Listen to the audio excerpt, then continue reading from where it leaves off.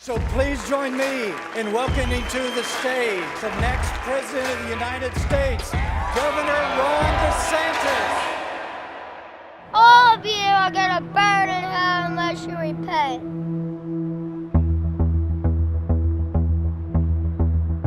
We're the fastest growing state, #1 in net in-migration, #1 for education freedom, #1 for new business formations. If you're an adult, you want to castrate yourself. I think you're an idiot, but have at it. It's America. We will never surrender to the woke mob. Florida is where woke goes to die. What happens if they're drawing pictures of their families in kindergarten and our daughter draws 2 moms? Is that something that you won't be hanging?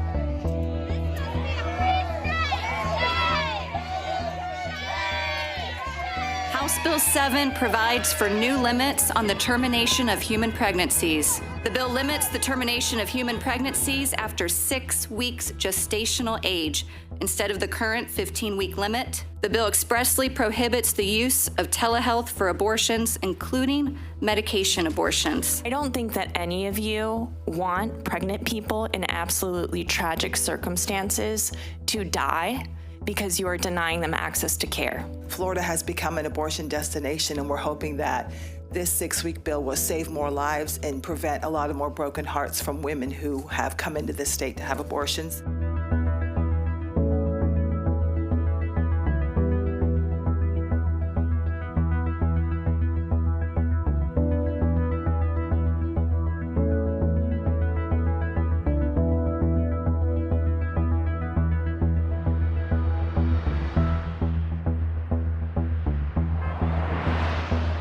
Ron DeSantis is running for president, and he's using our bodies as pawns. He needs to stay as right-wing as he can for the fervent base that he's got, and that fervent base is pretty horrible.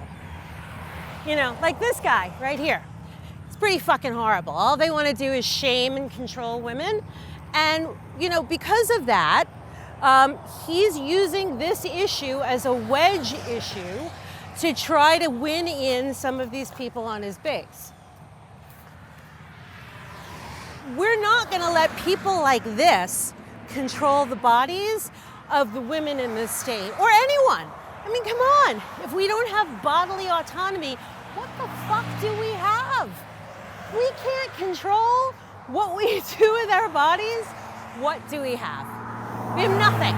We have nothing. And I refuse to see that to old white men who don't even have a uterus. They talk a lot about how abortion upsets people. What upsets people clinically is the shame they deal with. If we accepted it as a medical condition and a need medically, people wouldn't be upset about their abortions. It's a medical issue and it's a medical need. So, all of the things that Ron DeSantis is doing, these are clinical issues, including the LGBT, trans rights issues, the puberty blockers and medication that's needed. That's a clinical issue. These people who abide by the church's rules or whatever they're doing have no say in it. So we, clinical professionals, medical professionals, need to step up. We know that in states that have abortion bans, the maternal mortality rates are 3 to 6 times higher. We've seen in the state of Florida the maternal mortality rate increase since we went from 24 weeks to 15 weeks. So this isn't pro-life, this is just control, and all it does is hurt women. So we'll just continue the fight, and if anything, we'll just fight harder. Well, babies are being murdered every day in America, and 3,500 times a day, image bearers of God are being destroyed by child sacrifice. So the Bible tells us multiple times, and of course Jesus himself said that the second greatest commandment was to love our neighbor as ourselves, and these little preborn children are our neighbors. They're created in the image of God. There's plenty of scriptural evidence, plenty of scientific evidence that a person is a human being from the point of conception. So it's our duty as Christians to love our neighbors as ourselves, and we believe our neighbors are being murdered every single day in this country. So God's gonna break your teeth out of your mouth. he's preaching the gospel too. He's seen a lot of men preaching the gospel at these places. He's been coming to this abortion mill since he was 3 years old, and he's 7 now. So All of you are gonna burn in hell unless you repent. we believe we need to raise up our children in the fear and admonition of the Lord. We need to train them up in the way that they should go, and when they're old, they won't depart from it. It's a verse in Proverbs. But we believe that our children are going to be the generation that puts an end to child sacrifice in this world. And so we train our children up to show them that, children, they can be a voice for these little babies because they are children themselves, So, and they're a powerful voice. I've seen women walk out of this clinic just from seeing a little baby being held by their father out here, nobody even saying a word. So it's a powerful testimony having a child out here preaching the gospel. God's law is no murder. It's not 6 weeks. It's not 15 weeks. It's not life of the mother, rape, or incest. There's no exceptions in God's word for murder. So we can't murder a child because of a circumstance. There's just no exceptions for that. So I believe that those bills are iniquitous decrees. We're actually part of a group called Abolish Abortion Florida that works to get abolition bills. We're actually not pro-lifers, like my family anyway, and a bunch of brothers out here. We're not pro-lifers. We're called abolitionists, just like the abolitionists of slavery or the abolitionists of human abortion. We have volunteers that come and escort patients in to get them past the protesters that are here anytime the clinic is open. No need to murder your child. Having those things screamed at them, it is frightening to them. It is upsetting to them. You need to protect that baby in the womb you have brought here today. Don't let her murder that baby. Ma'am, I'd like you to get out of my face, please. When a patient is in there, they have to be helped to calm down. It's an upsetting thing. It is an emotional decision that no one comes to lightly. And then to have this kind of assault at that, when that decision is made, and it is very confusing because many people think that the 6-week ban is already in place. So that brings a whole nother level of we've got to rush, but it isn't in place yet. There is a court case with the Florida Supreme Court on the 15-week ban, and it's been challenged. The legality of it has been challenged. Until that case is settled, the 6-week ban cannot go in place. But if it goes in place, it is a total ban on abortion. Women do not know by 6 weeks, many women do not know by 6 weeks that they are pregnant. And then, if they do, it has to be confirmed by appointment. They have to find a clinic. That wait list it's a ban on abortion. Sir, if that's your baby, God called you to be a man and a father. They go together, sir. A man and a father. Don't be a coward. Don't be afraid to be a dad to that baby, sir. We can help you. We offer hope and help. That's why I'm here, to offer help to moms, and most of them are hardcore determined to go and murder their child right now, at this point. What I'm doing is I'm fishing for one that might be vacillating, in the hopes that she would come and listen, that she would come and take some information, that perhaps she might choose to give life to her child and a baby will be saved. Other than that, murder is being committed in there, and I cannot, with good conscience, just look the other way. I think the only hope for this nation is repentance. Is to turn from the evil that we're doing and cry out to God. I don't see any other hope. And in the meantime, we do what we can to save one. We will never, ever surrender to the woke mob. Our state is where woke goes to die. No justice! No peace! The bill reinforces that instruction on sexual orientation and gender identity is best left to parents and guardians within the home.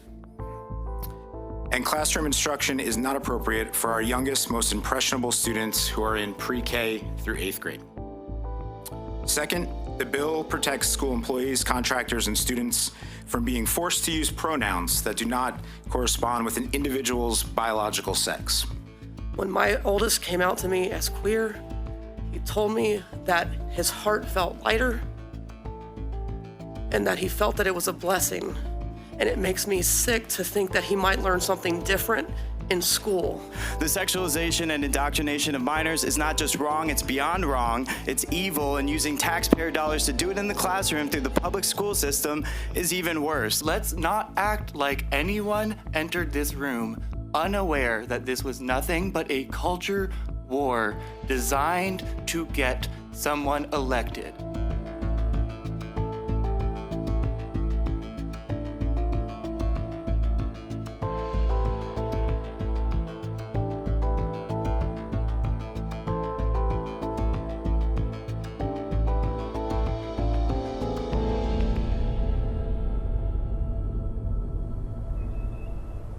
Obviously, as a gay family, your initial thoughts on it are shock. And I don't know, I think shock is probably the wrong word. We see the writing on the wall. And then I think that very quickly turned to conservatives in general. Very quickly we're like, okay, well, this is being sensationalized. Let's look at this bill and what it actually does and doesn't do. And what all it does is say that they can't talk about sexuality in the classroom, like within the curriculum, or have conversations about, and we're like, okay, well, that's okay, right? But then, obviously our daughter's not in school yet. So it was kind of like, you kind of had to wait to see how this played out in the classrooms, and how that played out in Orlando classrooms was essentially that regardless of what the bill said, which was very clear and fairly limited, everyone was afraid. And immediately the school board started saying things like, oh, hey, honey bun. Like if you are a teacher who is gay and has a partner, you cannot have photos of that family in your classroom or talk about them. Also, if your teaching lanyard has a rainbow on it, you can't wear that. Those were the things that we started to say, okay, that's distressing. What happens if they're drawing pictures of their families in kindergarten and our daughter draws 2 moms? Is that something that you won't be hanging? Is that, is someone in the class going to be like, you can't have 2 moms, that's wrong, and the teacher's not allowed to say, limited by the state to be able to say, okay, no, Nella, it's fine to have 2 moms. Every family looks different. That's not a political statement. That's what our family looks like. That's we're just a family like any other family in the classroom. So where do you limit, the don't say gay? Obviously, I don't like it at all. I don't think any element of that policy should exist. But in the beginning, I think we were less fearful about what it meant, and then it very quickly snowballed into things that looked a lot darker. Hey, Sleepy. Uh-oh. Oh, no. Hey, Sleepy. What's going on? A couple of weeks ago, Stacey was like, I need you to stop talking about the school thing, which is fair. Because it was like front of my mind, all I could think about. And it's like, she's like 14 months old. It's not an imminent decision. I think our conversation initially, when we first moved down, is that public school is important for so many reasons. But I think the chief reason in that just being that, like, a free public education is a big tenet of who we are as Americans. Sending your child to their local school means that they get, in theory, diversity that you won't see in some districts. We're trying to go on a picnic here. What? What? Hey. When they signed Don't Say Gay, we said, okay, maybe we need to have a conversation about private schools, as much as it felt wrong. The problem is there aren't any private schools here that aren't religious, and religion allows in the discrimination on behalf of a higher power, which is also a conversation that I won't put her in. So that's a no. We don't know right now what we're going to do. I would say that with respect to the parents' rights and education legislation that tried to create a safe space, if you will, for children up through the 3rd grade last year was a good thing. It just prohibits classroom instruction that prompts discussion of gender identity and sexual orientation. I think, at that age, it's not necessary to introduce those topics from a classroom perspective. I think this year they're looking to extend that through the 8th grade. Those are matters that don't necessarily pertain exactly to academic learning, perhaps, and I think that we've supported that legislation. The limits are on what constitutes classroom instruction. So children can discuss their families, people can have pictures, I believe. It's not as if there's trying to be an unwelcoming environment there. I think it's concern that over perhaps, presenting things in a way that people would disagree with and trying to preserve a neutral ground there in terms of classroom instruction. I think that some of those things are perhaps overblown or perhaps people are overly sensitive, but it's understandable as communities that have been disrespected and harmed unfairly. Often we do oppose unjust discrimination of persons, but to create more neutral classroom instruction led by a teacher in an academic setting seems very appropriate. Obviously, there are places in the states that are more affirming for gay families. There are places that are more open, and there are places with more families that look like ours that we could raise her in. And we were okay with the fact that Florida wasn't one of those places because, we felt great about bringing our diverse voices and diverse votes to this state. That felt like the right call. We said, we want to be in Florida. Our family's in Florida. Stacy loves the weather here. She pictured us raising our family here. And, I agreed. I felt the same way. And we love it here. We love our life here for us and for her. But I think I never felt like I was going to be throwing her to the sharks. All right. You gonna eat? I'm going to eat. What I think it started with was the banning books.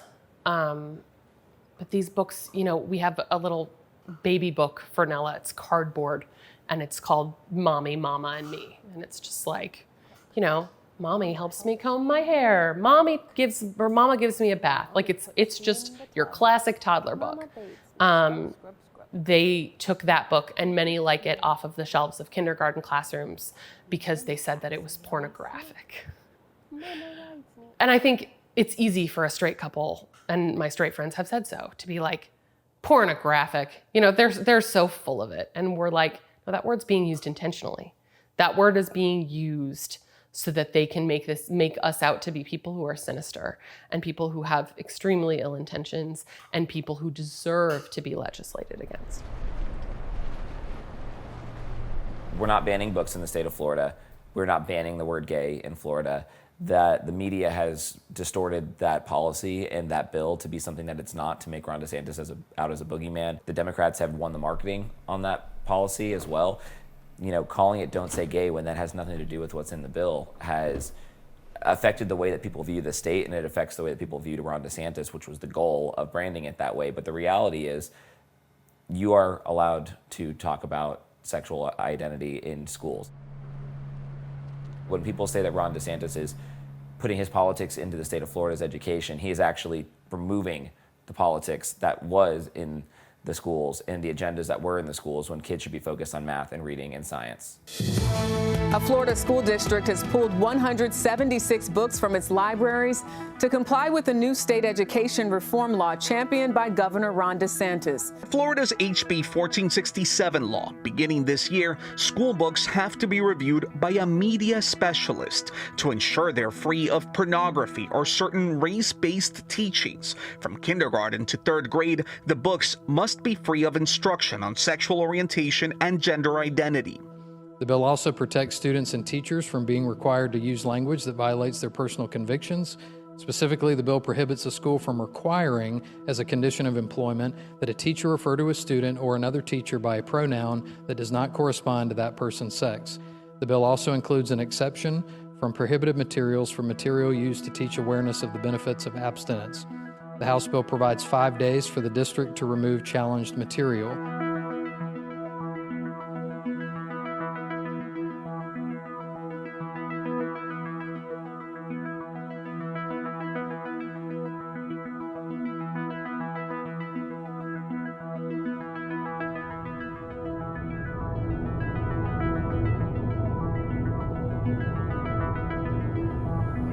I went to go pick up my kids from their extended day class, and they say, "Did you hear what happened at school today?" And I said, "No, what happened?" He said all the classroom libraries were either the shelves were emptied or they put construction paper over them. So as we walked into the school, my kids started doing the escape room things, and I noticed at each grade level that there wasn't any classroom libraries, or there was construction paper over where the classroom libraries were. So that night I sent out a tweet. It said, they removed all the books from my kids' library. I read about the consequences of this when I was in school.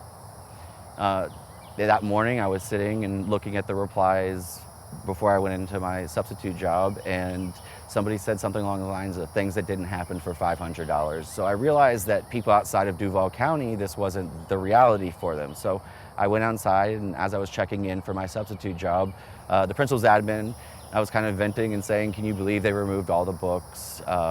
You know, nobody outside of Duval counties believes this is happening."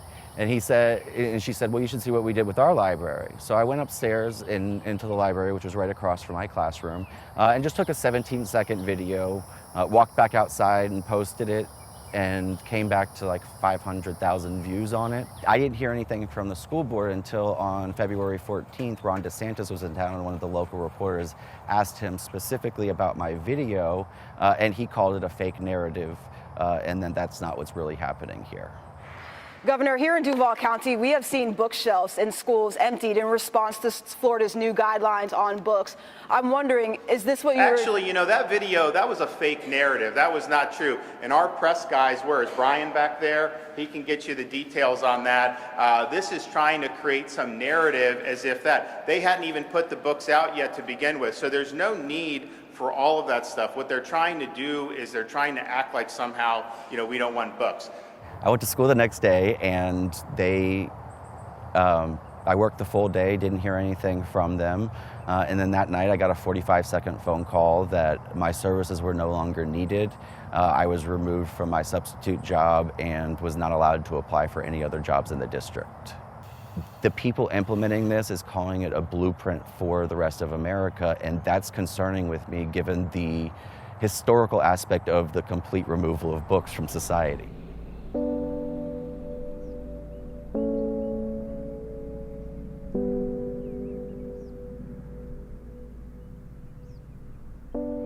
I turn on the TV all the time and I see people are upset. Oh, they're banning books, book banners, and they don't want our kids to read the classics. And that's not true. You know, the whole idea is it age appropriate? You know, there are several books that I have with me that do not have content in them that are age appropriate. If you're discussing how to perform sexual acts on each other, if you are recommending kids to join Grindr, which is an 18 and up app here in America, it's a sex app. Why are we doing that for our kids? You know, this should totally be the parent's choice, and that's what I've been involved in lately is advocating, starting in my own county, starting in the county that I lived in previously, is making sure that parents understand what our tax dollars are paying for in the schools.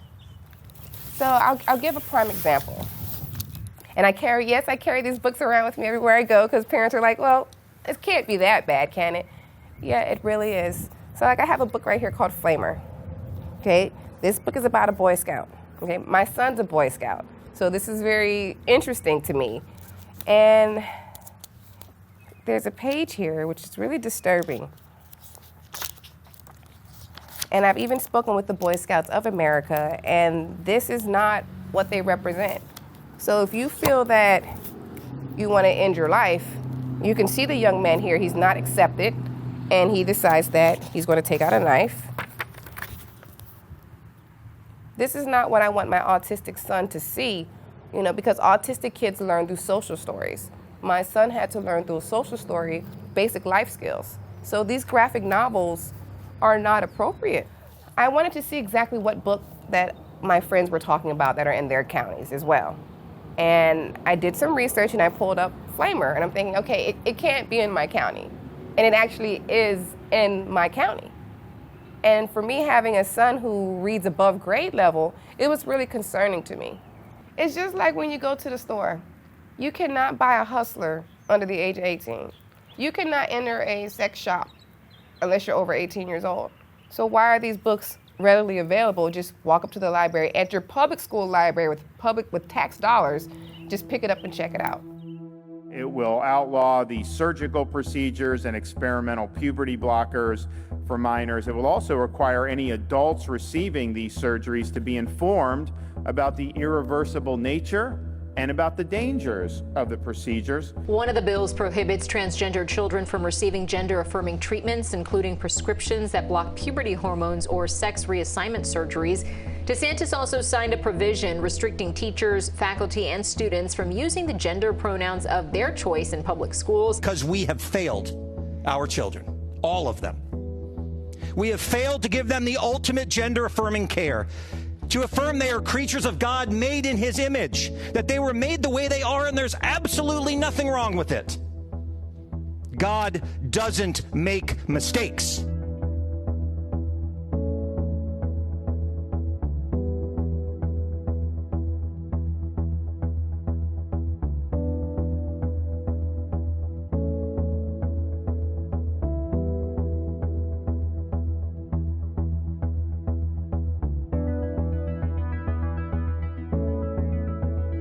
My bill doesn't have anything to do with psychological treatment. I mean, this is a legitimate psychological condition. But when someone comes in and says, name another psychological condition that you quote unquote affirm. You know, someone comes in and they say they have an eating disorder, bulimia. We don't go, great, starve yourself. How can we help you do that? There's no other psychological condition that we lean into. Every other psychological condition we try to help the person deal with and fix. This one somehow we're supposed to lean in and say, here, castrate yourself or let's cut something off. I mean, it's horrific. And I think this will, as we're starting to see in Europe, as these European countries have begun to reverse themselves, realizing this was a mistake, I think this will go down as really a sad moment for the woke left and their takeover and their pushing of false science. I'm usually getting folks when they're in the first part of their process, at least younger kids, when they're in the first part of their process, when they are realizing that something is different within themselves. Like they look in the mirror and they don't see how they feel inside come across of what they're seeing in the mirror. But as far as, and I've heard this narrative about pushing. I've been called by some parents over the years. Many names, and I've been referred to by many names for turning their child gay or turning their child or their adult child trans. And I don't have a magic wand that does that, but I help people kind of understand what they're going through. But for kids, they don't necessarily have the cognitive skills, depending on their age, to understand what that means. So just trying to make the space safe and affirming, but we're not pushing this on to kids. You know, they're discovering it. It's even more pathologizing and dangerous to not allow a child to express themselves freely in that way. I believe that every child that has gender dysphoria believes that they were born in the wrong gender. But I believe a lot of things that aren't true, and just because they're not true doesn't mean they should be affirmed. When they're 18, they can do whatever they want. And my bill does nothing to stop things that are not permanent in nature. So there's research that shows over 80% of children that have gender dysphoria grow out of it. Now, they may realize they're gay or lesbian or something like that, but they ultimately realize there's nothing wrong. God didn't make a mistake. I am who I am, and biology is real. My bill doesn't do anything to stop treatment that doesn't have a lasting effect. So after I filed the bill, there were people who came to me and said, this is fake. Gender dysphoria is fake. You shouldn't even be able to go to a psychologist about it. And I said, no, going to a psychologist doesn't have any effects that you can't undo. Cross-dressing. If you're a boy and you want to dress like a girl, 6 months later, you can go, not for me. And you can go back. You want to call yourself a girl's name if you're a boy. 6 months later, you can go back. But these drugs and these surgeries have results that cannot be undone. And part of the fundamental nature of childhood is to be able to do things and take risks and make mistakes, but then not have them follow you around for the rest of your life. There's a reason why crime is treated differently when you're 16 than when you're 26. This bill is intended to stop those things that can't be undone. If you're an adult and you want to mutilate yourself, I think you're an idiot, but have at it. It's America. You want to castrate yourself, I think you're an idiot. But have at it. It's America. But when you're a child, we should be protecting children from making decisions that you cannot undo when you get older. So I think gender dysphoria is real. I absolutely do. And I think it should be treated. But I just don't think decisions should be made that can't be undone later, particularly given the unbelievably horrible stories we're seeing from children who believe they made a mistake. The data that's out there shows that kids who are struggling with gender before puberty, essentially, may go on once puberty hits and may no longer identify as trans. They may identify as lesbian, gay, or bisexual, or maybe not at all. You know, it just depends on the child. But for those kids who do go on past puberty that still have experiences with dysphoria, that just intensifies. The more that puberty takes its effect on the physical aspect of the body, where the voice deepens, facial hair begins, it makes it very difficult for a trans girl to then have to deal with those secondary puberty traits that are harder to reverse once they've started. So being able to start the pausers at the appropriate age allows them to kind of go through that pre-pubertal process without having the sex assigned at birth hormones have the effect on their body that otherwise would make it difficult for them to have a good experience. We have seen that puberty blockers have a number of effects. They have challenges with bone density. So that is not reversible. Eliminating a child's ability to, have sexual satisfaction when they are adult, and it can also cause brain issues, and that makes sense. Just think about it. This is why I'm amazed the woke left has no common sense. So you're 12 and you're 13 years old, and your brain is developing as this crazy and hormones and everything else.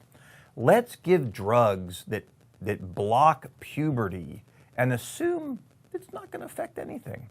The research now shows that is not true. These drugs have life-lasting effects that cannot be undone. There was a time when people thought puberty blockers, you could just turn them on and turn them off, and it was no big deal. That has now been proven not to be the case. The Senate bill and the House bill are different. Under my bill, they would have until the end of the year to be, transitioned, to use a funny word, transitioned off these castration drugs. If the Senate bill would allow the Florida Board of Medicine to make that decision. So we don't know where that will land. It's my view of when you know something is child abuse, you probably shouldn't grandfather in those being abused. If everything moves through as it's planned, and children have to detransition from their medical treatment, I will say that there will probably be an influx of suicides or suicide attempts among the younger trans population in Florida. I've already hospitalized over 7 kids in 2 months for being suicidal around just this issue, of the thought of not getting to, because some of these children were right at the edge of being able to, they're 15, 16, they're right at the edge of starting hormones, and some of them were just at the edge of starting blockers or pausers, and now they can't start them. The doctors have said we can't go forward. There's a rule in place where we can't do that. So they've had to stop all care at this point. And then the kids who thought they were in the clear because if they had started prior to all of this legislative process, they would be able to continue forward taking hormones or blockers. And the language of the latest bill says that they would have to detransition from that medical treatment toward the end of the year before next year. So that for kids was, for some of the kids that I had to hospitalize, was a big challenge for them. No! I thought they're new sheets! You're terrible. I began to socially transition, and to do that in middle school is terrible. But I left middle school and I found a group of people who supported me, and they matter so much to me. And things were getting so much better. Sorry. Oh, it's okay. I felt great. I, for once, saw a bright future for myself where I was gonna go to college and I was gonna make friends, maybe even find someone, get a job, and maybe get a cat or something. And then it just got exponentially worse. People are being denied their humanity, especially children, at a very important time in their lives. They're being denied the right to to express themselves and to grow. And it's fucking disgusting to me. They're not saving me from anything. They're just pushing me back. Because once you hit this age, this is when you're supposed to change and develop and like find new parts of yourself and kind of build yourself like a puzzle. And I don't get all the pieces. I don't get to choose what I want. That's not saving me. That's killing me. I know so many people who have barely made it this far. And the only reason we have is because we've scraped together what we can get. They're not saving anyone because I know what I want and other people do too. And this is the time in which we're supposed to get it. Parents in this country should be able to send their kids to school, should be able to let them watch cartoons or just be kids without having some agenda shoved down their throat. And as president, I will fight the woke in the corporations. I will fight the woke in the schools. I will fight the woke in the halls of Congress. We will never, ever surrender to the woke mob. We are going to leave woke ideology in the dustbin of history where it belongs. I think what you're seeing as Florida is viewed across the country is that we are the beacon of freedom that they're looking to. And we're adding 1,000 Floridians a day moving into our state that want to be a part of this, and they're fleeing places like California and New York because Florida has a low-tax, conservative policy state, and it's really bringing people to Florida in a way that has people excited about the future of Florida, and I think will continue to let us lead boldly on a conservative platform. If we had a Ron DeSantis administration and presidency, I think you would see what's happening in Florida kind of spread across the nation. We kind of make America Florida theory to government. And I think what you have seen in Florida has been a flourishing environment for conservative growth, for business growth, for just general good things happening for people here. They enjoy living here. They enjoy working here. They enjoy starting businesses here. And I think if we had those policies on a nationwide level, America could have a revitalization and be successful and get out of the malaise that they've had under Joe Biden.